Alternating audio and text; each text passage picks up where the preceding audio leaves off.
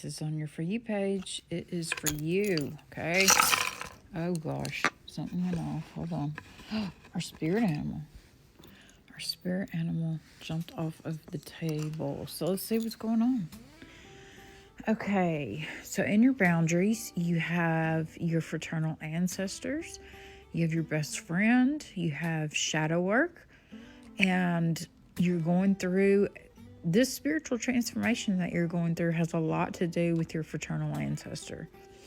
They are the ones that are pushing you to go through this. You seem to be a little bit negative about it because you're having to do shadow work. And that's, yeah, it's okay to be negative about doing shadow work because it is hard. But this is very, very, very important with this Herkimer diamond right here.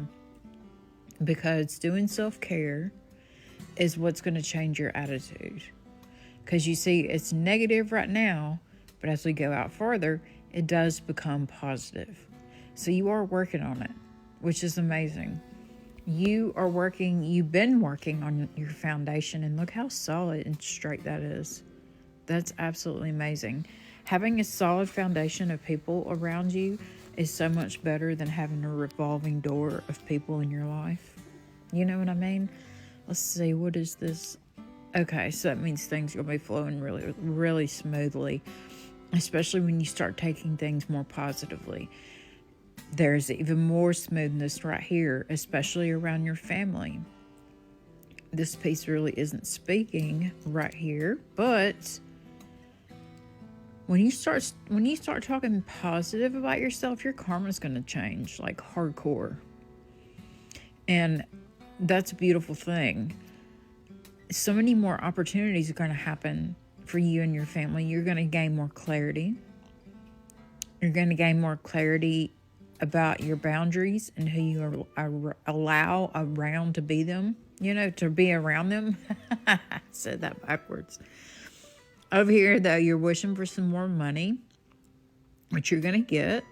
And you are kind of wishing for yourself right now, which I really don't blame you. The holidays, we're kind of wishing to, let's wish that we get through this in one piece, like that's the feeling that I'm getting from this. And I understand that 100%. The love relationship seems to be actually the center of your life. This is technically the center. It seems like you have declared your love for somebody lately, and they're going to reciprocate that. Definitely.